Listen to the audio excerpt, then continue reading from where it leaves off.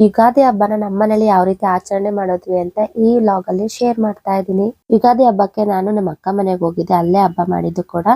ಹಬ್ಬ ಅಂದ್ರೇನೆ ರಂಗೋಲಿ ಬಿಡಿಸೋದು, ಬಾಗಿಲು ತೋರಣ ಕಟ್ಟೋದು, ಎಣ್ಣೆ ಸ್ನಾನ ಮಾಡೋದು, ಇದೆಲ್ಲ ಜೊತೆಗೆ ಅಡ್ಗೆ ಮಾಡಿ ಊಟ ಮಾಡೋದು. ಇದೇ ಯುಗಾದಿ ಹಬ್ಬ ಸ್ಪೆಷಲ್. ನಮ್ಮನೇಲೂ ಕೂಡ ಅದೇ ತರ ಸಿಂಪಲ್ ಆಗಿ ಆಚರಣೆ ಮಾಡಿದ್ವಿ. ಮಕ್ಳಿದ್ರಂತೂ ಇನ್ನು ಡಬಲ್ ಸಂಭ್ರಮ. ಅವ್ರಿಗೆಲ್ಲ ಎಣ್ಣೆ ಹಚ್ಚಿ ಸ್ನಾನ ಮಾಡಿಸೋದೇ ಒಂಥರ ಖುಷಿ. ಅದ್ರ ಜೊತೆಗೆ ಮಧ್ಯಾಹ್ನಕ್ಕೆ ಒಬ್ಬಟ್ಟು ಮಾಡ್ಕೊಂಡು ದೇವರಿಗೆ ಎಡೆ ಕೊಟ್ಟು ಊಟ ಕೂಡ ಮಾಡಿದ್ವಿ. ಬೇವು ಬೆಲ್ಲನ ತಿಂದ್ಬಿಟ್ಟು ನಿಮ್ಗೂ ಕೂಡ ನಿಮ್ ಜೀವನದಲ್ಲಿ ಈ ವರ್ಷ ಅನ್ಕೊಂಡಂತ ಕನಸುಗಳು, ಆಸೆಗಳು ಎಲ್ಲ ನೆರವೇರ್ಲಿ.